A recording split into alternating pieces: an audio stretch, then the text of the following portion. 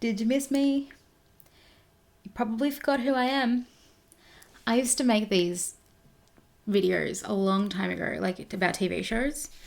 Then the rain ones were super popular. Thumbs up if you remember me from my rain videos, because they got so many views, and it was literally just me being like, oh my god, like Francis is so hot. Like I still think that, but like I don't know, I feel like I watched them back recently and I was like, was I really that one-dimensional with some of my opinions? And some of my opinions were really good. I was like, wow, for a 17-year-old, you know what you're talking about. But I've always wanted to come back to this channel, like always, because I love pop culture. I love TV shows. I love everything to do with that stuff. But I don't know, things happen. I don't upload as often. I'm a bit lazy. I'm really lazy, actually. Just shit happens, you know. And I really focus on my beauty channel more. But I shouldn't, because I had a vlogging phase. I really want to get back to that. But it's like, what am I doing every day? I'm going to film me like this is me vlogging. It's just like film me sleeping and then going to eat and then maybe doing something, but not really, working a little bit, watching TV show and then going back to bed, and like maybe a couple naps in between. I don't know. I don't try to take naps anymore, but I'm trying to get a better schedule. So this is me coming back to my ish culture channel, because I love pop culture. I love TV shows. I love all of this stuff that has to do with what you're doing right now. I really want to do like commentary videos on like movies and a bunch of other videos that are like this with me and my sister. I will maybe sit with her and we can do like upcoming kind of like, you know, like, I don't know if you watch makeup videos or not, but there's like new releases and like, are we excited about new releases? So we want to do like, are we excited about new movies and TV shows coming out? I think that would be really, really cool. But, or like me doing my makeup while I talk about a TV show, that'd be fun too. But I feel like I'd have to do that on that channel, because then it would be too confusing if I did that on this channel.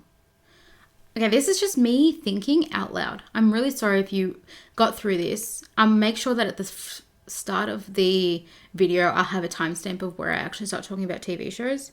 Don't you just hate when people like message you, like, can you collaborate with us? It's like, no, I don't want to collaborate with you. I love TV shows, if you didn't know. I love watching anything that's new, anything that's out, things that everyone's watching, things that not everyone is watching. In regards to some of the big ones, things like Game of Thrones, like I read the first book and I was like, I'm going to read the books before I watch the show. And I've stayed with that mindset. I finished the first book. I got halfway through the second book, but that was like 7 years ago.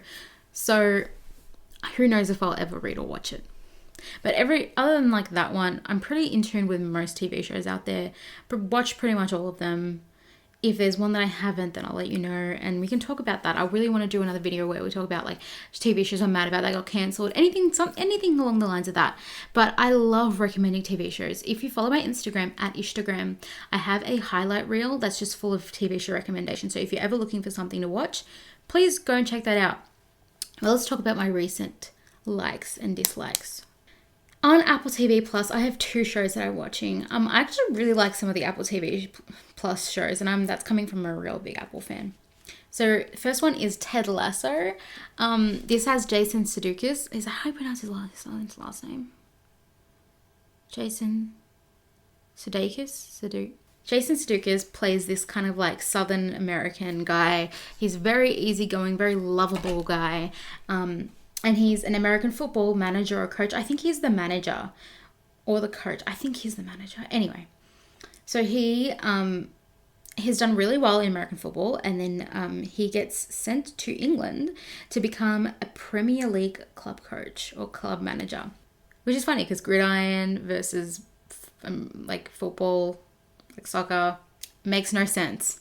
But it's funny as a premise. Then the reason that this is happening is because the owner of the football club, this Premier League, I think it's a made-up club called AFC Richmond, that he divorced his wife, and in the divorce settlement, his wife ended up getting the club.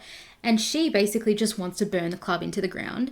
So she hires Ted to be the new manager because she thinks that he will screw up and the club will end in shambles. I watched it from when episode 4 was out, I think, and now so the first season is out if you want to watch it. It is really funny and it's really good. It's lighthearted. The characters are, I don't know, it's very kind of like, it's not slapstick humor. It's got that British dry humor with the Americanized kind of sense of humor that Jason Sudeikis has to offer. It's got Juno Temple in it, so she's really good in it.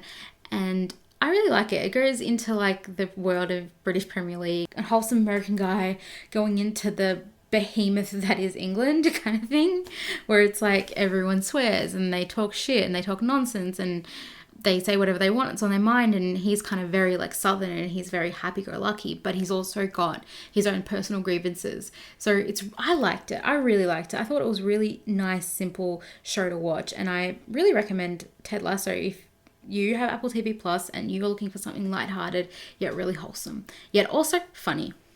The second show that I've been watching on Apple TV Plus, and this actually came out in May and it was like rolling out once a week, but I don't know, I think I got stuck watching some other things, so I stopped watching it and I just caught up with it recently. Like I had a couple more episodes to go, and this is Defending Jacob. So it's based on a book called Defending Jacob, and it stars Chris Evans, love Chris Evans, Michelle Dockery, so she's from Downton Abbey, Jaden Martell, which I believe he's from It, and he plays Jacob, he plays a 14-year-old, and Pablo Schreiber, who plays Pornstache on Orange is the New Black. The premise of this show is that a kid dies, and the assistant district attorney, I think he plays the assistant district attorney, Chris Evans' character named Andy, his son is accused of committing the crime, and you basically see it rolls out the trial and how the family is dealing with all of this, and Andy trying to protect his family, doing whatever he can to make sure that his son doesn't go to jail, but at the same time you're like, who done it? And without going into too many spoilers, it's just really, it's very dramatic, very serious, very mysterious. It's a very serious drama mystery. And it is kind of slow, but it's good. I think that's the reason I stopped watching it, because it was kind of slow. If you like that kind of TV, then I think you'll enjoy this one, but it's not for everyone, I don't think. I watched it, I mean, I will be honest, I watched it because I saw Chris Evans was in it and I was like, oh my God, Chris Evans. But it's very different for him and it actually suits him very well. I really liked him in that role, and it was very, because it's really interesting seeing him go straight from like his stuff in the Avengers and doing Marvel work, playing this one superhero character, now playing like a regular dad that's just trying to protect his son, is very, you can really see his range. He's got the range. So yes, that's exciting. That's a good one. I got 2 Ryan Murphy shows for you. I finally finished The Politician. I was really obsessed with it in the first season. I thought the first season, at the beginning I was like, why are these people that are bordering 30 playing like teenagers trying to win a school election? I was like, this is, no one except for Ryan Murphy would do this. I read this article when The Politician came out last year, and it was about how Ryan Murphy went to go see Dear Evan Hansen on Broadway, and when he saw Ben Platt, he's like, I'm going to create a show for you. And I was like, I actually tweeted this, I was like, and that's because it was too late to put him in Glee. And I was right, because later on, like earlier this year, Ryan Murphy was talking about how if he had to do Glee and he knew who Ben Platt and Beanie Feldstein were, he would have created a whole thing around them. And I'm like, yeah, that's right. He was too late to put him in Glee, so he made a whole show for him. I see you, Brighton Murphy, evil genius. I think me and my sister could do a whole video just talking about Ryan Murphy's evil universe. And she's got way more to say than I do. So there we go. So yes, The Politician, I the first season, I was like, hey, what's going on? Like, this is interesting, but like, what am I watching at the same time? I keep moving, I'm really sorry. But when I watched the last episode, everything clicked together. I read a comment on TV Time that said, this whole season was a pilot for the rest of the seasons that are going to come from this. Hopefully there are more. I don't know if there's going to be more. And I read that and I was like, that is true. The first season was more just like an opening into this universe. Like, I feel like that first season could have been put into like 3 episodes. I mean, granted, it was interesting, but the second season I was so excited for. I was like, they're going to delve into all this stuff. They're going to, yeah, it was good. It was good. I'm not going to lie. It was interesting. Every character, you're just like, what are you on? Like, what is going on? Like, the characters in this show confuse me and I don't know why. And I feel like it's because what are your intentions? Every 2 seconds they have something new. Like, the development is all over the place, but it's still very interesting to watch because it is humorous. It's it's ironic, like it has that Ryan Murphy irony, like each character makes fun of the other, but at the same time I was just like, but where is this going? Like, what is the point of this? I feel like there was more of a point in season 1 than there was in season 2. And I did feel like the ending of season 2 was a bit more, I wish it was more shocking. Without spoiling it, I wish it was more shocking. I feel like, I hope I'm not spoiling this. If you haven't watched season 2, then please skip to this timestamp so that you don't hear what I'm about to say. But in 3, 2, 1. The ending was a bit too happy for my liking. Like, it didn't excite me as much as the end of season 1 did. Plus, a lot of it went from like, okay, we get it. Like in season 1, it's like, okay, we get it. I can see this, even though it's a bit outrageous. But then in season 2, it's like, okay, this has gone to like some goddamn ridiculous lengths. How is that a thing? How is this a thing? But again, it's a Ryan Murphy show. It's not supposed to make sense. So yes, it is good. I recommend you watching it anyway. But at the same time, I'm just like, what are you doing? What is happening right now? Are you okay? Do you need to talk? I'm also thinking that production might have had to go on hold because of COVID. So maybe that's why. I think I'm going to start calling COVID Cordova or whatever Wendy Williams calls it. That's so funny. Anyway, the second one was Ratched. So Ratched is another Ryan Murphy masterpiece. Let me write down what I wrote in my notes. It's a prequel to One Who Flew Over the Cuckoo's Nest. My sister and I watched that movie and then we watched Ratched. And it's basically based on the character Nurse Ratched from One Who Flew Over the Cuckoo's Nest. And in the movie, she set out to be this villain. In the movie, One Who Flew Over the Cuckoo's Nest, the way that Nurse Ratched treats the patients is very interesting because I feel like on face value, she's not a villain. But it's very subtle the way in which she manipulates people because it seems like she's just this nurse, like she's just a therapist and she's just talking to them. It's so much more subtle in the movie. You don't even realize it until like the end that this is what she's done. In the show, it's so obvious. It's just like this after this after this. And this is one of those other ones where it's like, where do you align in your beliefs, Mildred? She was all over the place. Her priorities were like one thing, but I feel like after you learn more and more about her and her life, like, oh, by the way, you can separate these two. I feel like Nurse Ratched, it's like they only wanted her because of the way she's become an icon or a villain in pop culture throughout the years. Definitely not. Yeah, so it doesn't really tie in well with the film. It makes no sense really, but it sits well on its own. I will say that. For me, it was It was uncomfortable to watch it most of the time, but I'm not really a big fan of horror. My sister and my friend, they say it's really watered down version of American Horror Story. Kind of if you're like not too into like the sci-fi element to American Horror Story, then this would be good.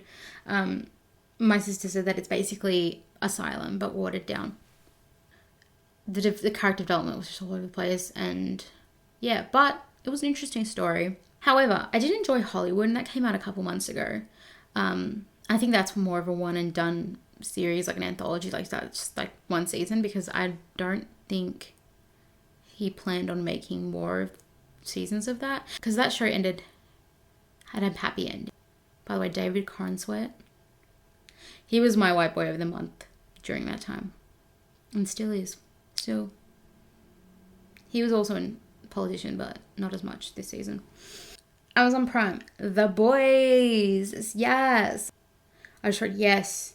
Season 2 of The Boys, and it was so good. I don't want to tell you, if you haven't watched The Boys, you should. It's on Amazon Prime. If you don't want to support you know who, you can always just get a 30-day free trial and binge it, and also watch Marvelous Mrs. Maisel, and also watch Hunters, because as much as you can get in those 30 days, watch a bunch of those TV shows, and Mr. Robot. But I think Mr. Robot's also on. No, I think it's only on Prime. I don't know. The Boys is it's based on comic books. It's about a superhero universe, as if like the Avengers were owned by a conglomerate, and they're called the Seven, and it's as if they can get away with anything because they're superheroes. Then they have these abilities and they save crime, but everyone knows about them. Everyone wants to be them. Everyone loves them. There are no regulations. When these soups, as they call them in the show, when they can get away with anything, where do we draw the line and how do we punish them? Short answer is you can't. You can't punish them because they're soups. And it goes into these people that are kind of rebels that want to get rid of them, kind of. And it's really good. It's really violent. The violence doesn't unsettle me, kind of like how ozark's violence. For some reason, Ozark, you know that show Ozark? Zaddy Jason Bateman. Whenever there was violence in that show, I felt really uncomfortable. I was like, this is a bit too much. But the violence in the boys is tolerable. It's okay. It's just like you have to expect things to just explode at any moment. It's just like you watch it and you're like, this is so well made and this is so funny and this is like, and it tries to have this humor that's like realistic humor, kind of. I don't know. I love it. You should watch it. It's really good. I feel like it's just the first episode you watch and you're hooked. Cute. Okay. So I'm going to talk about Shondaland for a quick second. I've been a fan of How to Get Away with Murder and Scandal for a long time, but I never let myself watch Grey's Anatomy. I just never did. And then somehow during this isolation that was supposed to be for 6 weeks, and then it got extended another 3 weeks, and then it's been extended for the rest of our lives. So I started watching Grey's Anatomy and I was hooked. I was doing nothing but watching Grey's Anatomy. It was intense. I think I watched a couple of things here and there in between, but it was mainly just Grey's Anatomy. I also watched the 2 spin-offs, Private Practice and Station 19, in tandem, like basically just following a viewing order list, just watching them all so that I knew who was each character when they would come in and out. And let me tell you, I'm obsessed. I became like glued to my screen. Glued. You couldn't get me to talk about anything but Grey's Anatomy. You couldn't get me not thinking I was a surgeon or wanted to be a surgeon, even though I definitely could not go through medical school. Maybe. I don't think I could, but never say never, you know? Shit. Like, and then I would also watch like those Dr. Mike videos where he'd be like, oh, not just Dr. Mike isn't the only person that does this, but there's Real Doctor Reacts to Grey's Anatomy, because I've always loved medical dramas. I don't know why. I watch pretty much all of them that are on air right now, except for like the Chicago one. Like I watched The Good Doctor. I watched this one called Heartbeat from a while ago. I watched The Resident. I was really into Code Black. I can't think of them right now, but I'm really into medical dramas. Oh, House is another one that I haven't seen. I know they're inaccurate, but it's the drama that gets me. And I don't really care about the actual, like, how accurate everything is. Like, I'm not going to go out in public and think I know what I'm doing because I hear the word 10 blade being used on Grey's Anatomy. Like, I know. But it's the drama. It's so dramatic. And it was like the drama that was supplementing, like, the lack of drama in my life. So I was obsessed with it. Even though some of the characters are just like, what are you doing? What are you thinking? Wait, what? Why?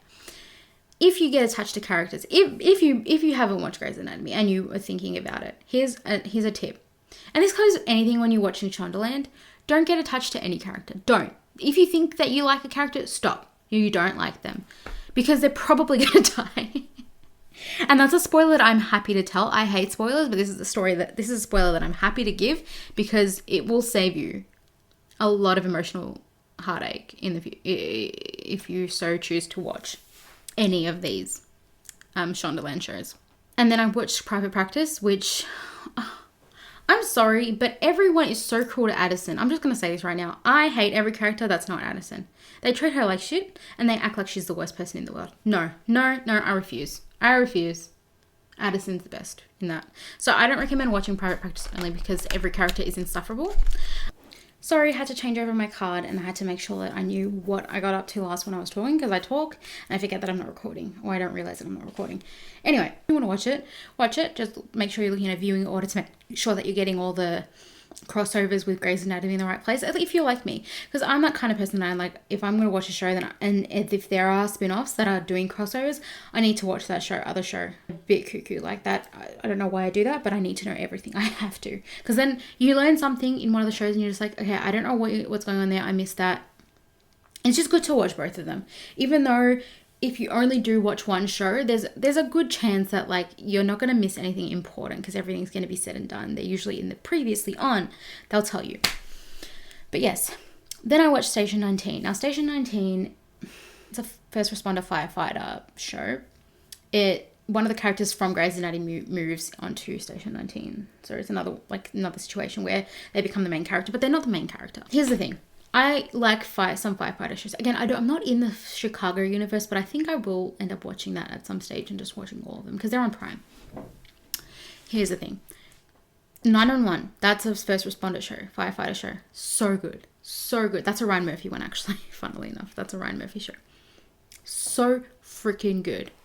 Ugh, obsessed. But Station 19, all the characters, pretty much all the characters are insufferable. Kind of like that. Maybe it's because they're real. They're real characters. That's why you hate them, because they're just realistic. No, they're so annoying. Oki's in it. Love him. He's good. His character's actually really good. Pretty much everyone else is okay. The guy that did move from Grey's Anatomy to Station 19, Ben, he's fine too. But the rest of them, I'm just like, oh. What's good with Shonda Rhimes is she puts a lot of POC, people of color, in her shows. I'm just like, I don't like the way you are being portrayed. I really don't like the way you are being portrayed. Oh my God, you're insufferable. You're insufferable. I don't like you. Maybe it's just because I'm cynical and I don't like anyone. But the show isn't as good as Grey's Anatomy. It just isn't. There's a lot of crossover because it is set in Seattle, and unlike in Private Practice where that was set in LA, because it's set in Seattle, there's a lot of crossover. Like there's a lot of characters in one show and the characters in the other show, and going into each one. And so yeah, it's interesting. It's another way for Shonda to make money, but it's not a must watch. I thought Private Practice was better. Like the premise was better. It was more interesting watching the episodes. Station 19, and they didn't know where they were going at the beginning. In the first season, which was very short, by the way, they had these little cutscenes that were like foreshadowing parts of the episode, and they didn't include that in the next season because I think it was just dumb. Next one. There's blood. Really spooky season. There's blood on my phone. Okay. Now I've got 2 HBO shows. It's now really accessible to get HBO shows in Australia because Foxtel has created... Well, it was already accessible if you had Foxtel, but it was stupid expensive. So now you can get Binge, which is just yet another streaming service that we have under our belt that we need.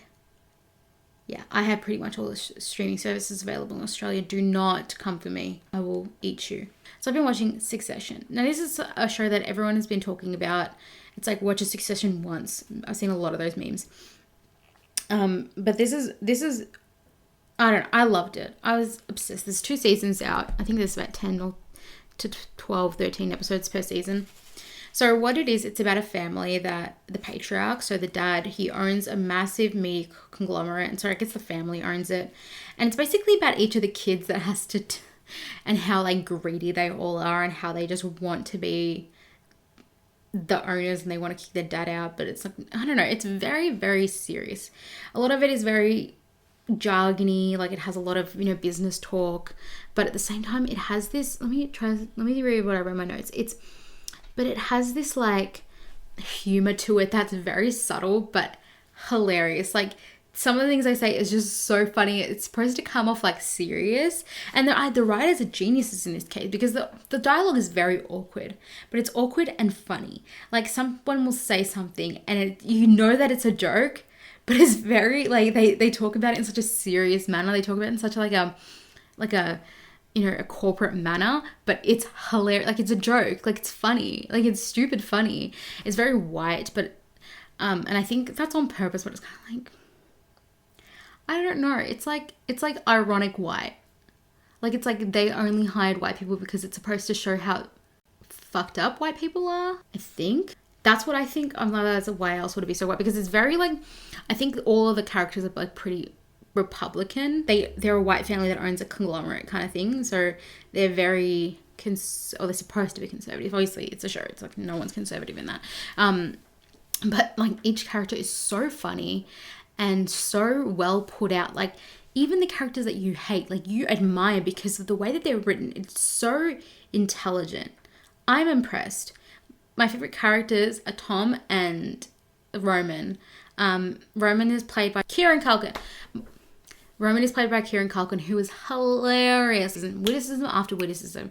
And Tom is played by Matthew Macfadyen, who actually played Mr. Darcy in the 2005 movie Pride and Prejudice. And he has the range. Like, you just watch him and you're just like, I don't know how you played Darcy because you are so different. You're so much more, you're so awkward. It's so good. It's so fun. Plus he has an American accent in this one. So American. Wow. Yeah. So he is, I don't know. He is just, yeah. So it's very subtle in its jokes, but it's hilarious. And it's just, if you have the chance to watch this session and you can stand these, the jargon, because it's very like, sometimes just like, I don't know what they're talking about. And I don't know if real conglomerates work that way, but it's very businessy. But it's just like, even like this scene here that I'm about to put up, I don't know where I'm going to put it up, but it's just like, it's in the first episode. It's not a spoiler, but it's just like so well done. Like just the way, just the timing, the comedic timing is, I love it. I love it. I love it. If I could do a video about Succession, hopefully I will, if you want it. And the last one is one that I just started, but it's a pretty old show. It's actually coming up this year. The pilot came out like 19 years ago. And this is the last one, so I'm just going to go on a little tangent. If you're still watching right now, then you're okay with my tangents, hopefully. Last night, and I started this last night, but I thought I'd still mention it. So last night I was just like watching some videos on YouTube, and I clicked on a Dr. Mike video. I think I've spoken about Dr. Mike already today. Anyway, clicked on a Dr. Mike video, not realizing it was the one that I thought that I clicked on. And it was him reacting to the show 6 Feet Under with an actual mortician. And I was like, oh, what's this show? Because it has Peter Krause in it. And I was like, doesn't look like Peter Krause because it was him 19 years ago. By the way, Peter Krause is also in 911. And The Catch, which was the Shondaland show. No, it wasn't a Shondaland show, but I think it was under her. I think it was a Shondaland show, but she didn't create it. Shut up, Ishtar. Yeah. And it has Michael C. Hall, who plays Dexter, who is Dexter. And it is about a family who own a funeral home, and it is a HBO show, so obviously it's very risque. And it's very, very just real life kind of thing, and I'm already obsessed with it. Like I think I'm only like 6 episodes in, but I love it. It's so interesting, and it's just interesting seeing these characters. Like Rachel Griffiths is in this, and I don't know. I stopped watching Brothers and Sisters. I need to finish that show too. Can you tell like how scatterbrained I am about TV shows? I'm like, oh, I forgot that I stopped watching that, and I need to continue watching that. Anyway, yeah, it follows the lives of this family that had just lost their father, and funnily enough, because they own a funeral home, and yeah, I love the characters in it. I love how it's going so far, and I'm sure it's just gonna be another wild ride. So it's only got like 5 seasons. It's only 63 episodes. I think I checked IMDb before. So it's going to be pretty easy for me to get through, I hope. 60 hours only. But yes, it is interesting. It is something I'm looking forward to finishing. And then we can talk about it if you want. But yeah, I didn't really know that show existed until I saw that thing yesterday. So yeah, I'm glad it was on Binge.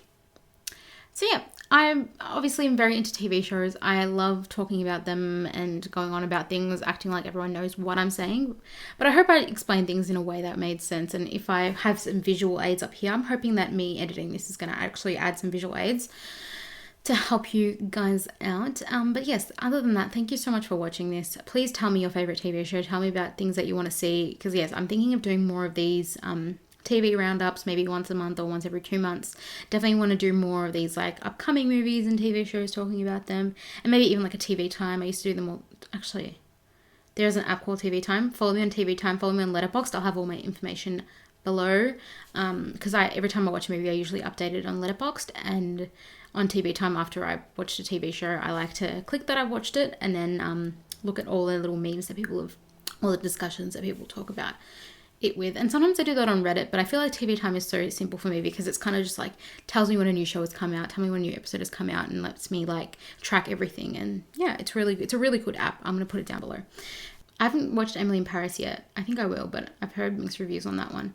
Even though it's created by Darren Star, who created Sex and the City and Younger, and I love Younger, so I don't know where he went. Again, I haven't watched it. I can't make up my mind yet, but yes. Okay. Thank you for watching. Please comment. I'm really bad at outros and intros. Comment your favorite show. Comment if you'd like to see me talking about anything. Hopefully I'll see you soon. Hopefully I'll make more content on this channel. And yeah.